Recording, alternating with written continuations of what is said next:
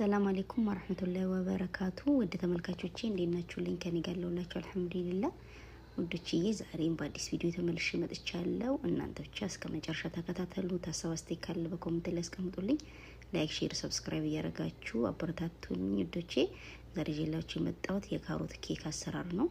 የሁሉም ግብአቶች ኬክ ላይ እንጠቀማለን፣ ግን አሁን ካሮት እንደባልቀን ነው እንጠቀማለን ማለት ነው ውዶቼ። ካሮትን ስንአጥበ ነው መፈቅፈቅ አለብን። ቪዲዮ ላይ እንደምታዩት አሁን ወደ አሰራሩ እንሄዳለን።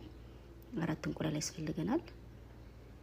የኬክ መስሪያ ላይ ጨምሮ ያለው ከዛ 1 ብርጭቆ ስኳር፣ ከዛ ቫኒሊያ እናንተ በውሃም ካለ ችግር የለውም ጨምራችሁ እናቡካለን ማለት ነው። በዚህ መልኩ ሁሉንም ከያያዝን በኋላ ግማሽ ብርጭቆ ዘይት፣ ግማሽ ብርጭቆ ወተት አሁንም ድጋሜ እንፈጫለን።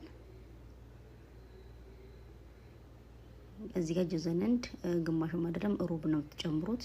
ከዛን ያዘጋጀነውን ካሮት፣ ቤኪንግ ፓውደር እና ይሄ አይን ጀመል ይባላል በአረብኛ፣ ካለ ጨምሩ ከሌለ ችግር የለውም።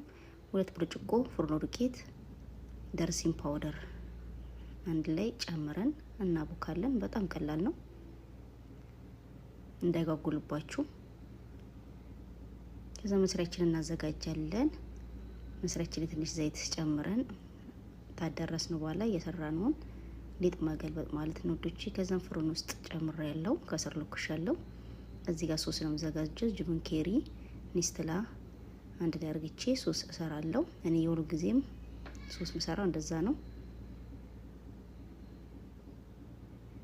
ማንኛውም ኬክ ላይ መጠቀም ይቻላል ማለት ነው ዶቺ። ይሄን ይመስላል። በደንብ ፍጩት።